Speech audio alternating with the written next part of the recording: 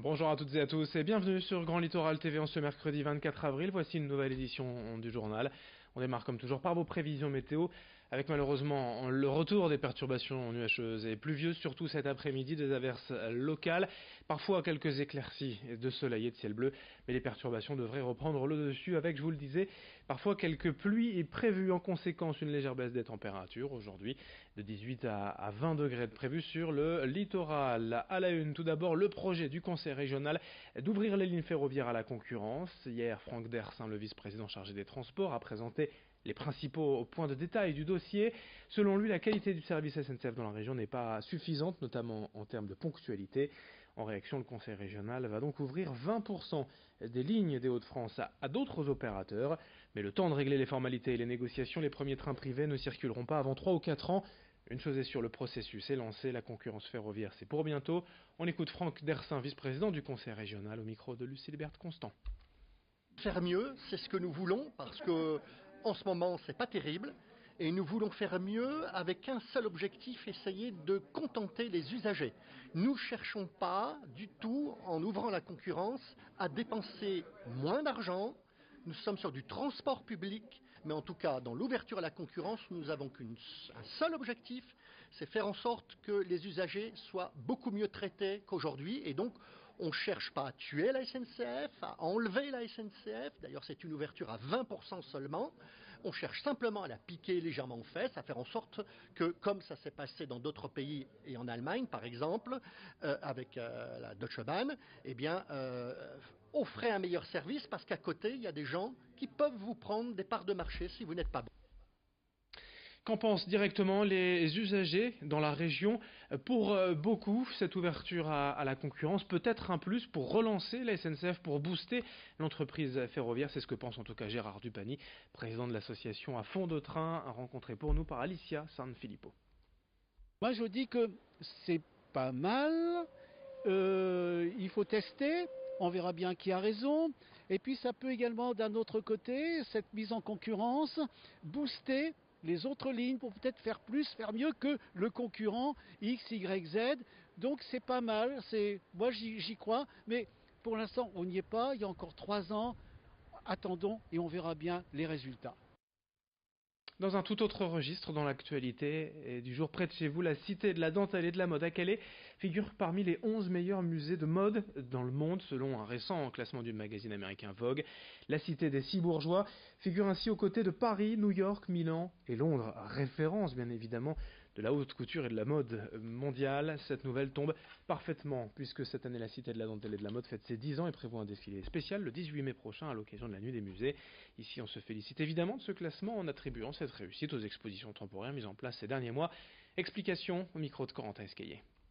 Calais, en fait, a toujours eu un lien avec la mode à travers cet artisanat industriel aussi d'exception. La dentelle, Livers, la dentelle tissée sur métier de Livers, est une tissu exceptionnel qui est utilisé dans les créations les plus exceptionnelles, les plus haut de gamme. Donc, il nous semblait aussi naturel qu'ici, en fait, à Calais, on puisse aussi présenter ce qui se fait en fait de plus exceptionnel. Je pense que c'est dans le sens des choses. Alors, Calais peut tout à fait se prévaloir aussi en fait d'être cité à côté des grands musées à New York, à Londres, à Milan et à Paris bien entendu. On connaît désormais la programmation complète du 43e Festival de la Côte d'Opale en juillet prochain. À l'honneur, la chanson française dans tous ses états avec du rap, de la variété, du rock et du classique. Au programme notamment Orelsan, Bernard Lavilliers, Marianne James ou encore Cœur de Pirate. Le Festival de la Côte d'Opale 2019 aura lieu du 15 au 21 juillet à Boulogne, mais aussi à Dèvres, Le Portel, Condette, Outreau et Ardelot.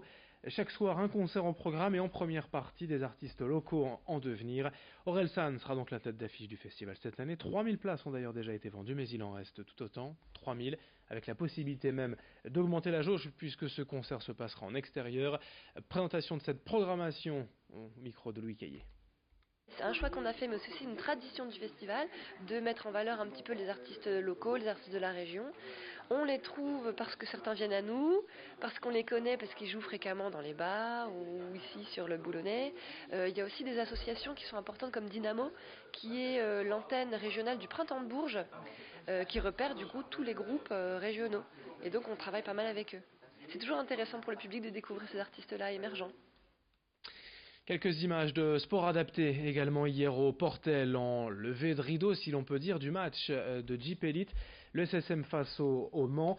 Une journée autour du sport et du handicap.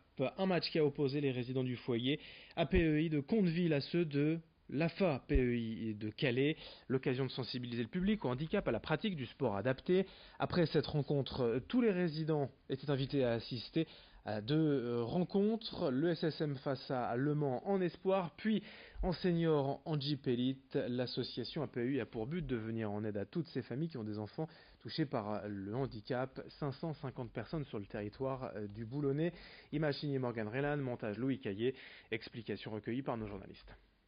Aujourd'hui, c'était une rencontre sous le thème de la solidarité entre différents établissements et également une rencontre organisée par le conseil départemental. Le conseil départemental avec l'APEI organise cette rencontre, mais elle a pour but aussi de les faire participer et d'avoir aussi les personnes déficientes qui se socialisent à travers aussi cette rencontre de basket où ils vont pouvoir participer. Dans la soirée donc, il y avait un match de Jeep Elite au Portel et le SSM malheureusement à domicile s'est incliné face au Mans.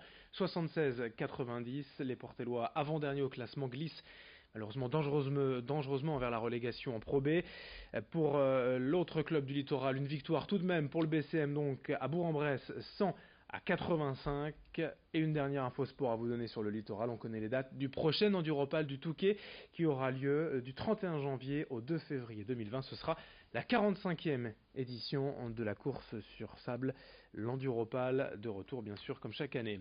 Fin de cette édition sur Grand Littoral TV, à suivre vos prévisions météo, puis d'autres infos en images dès le prochain quart d'heure avec le journal régional à suivre. Merci de votre fidélité.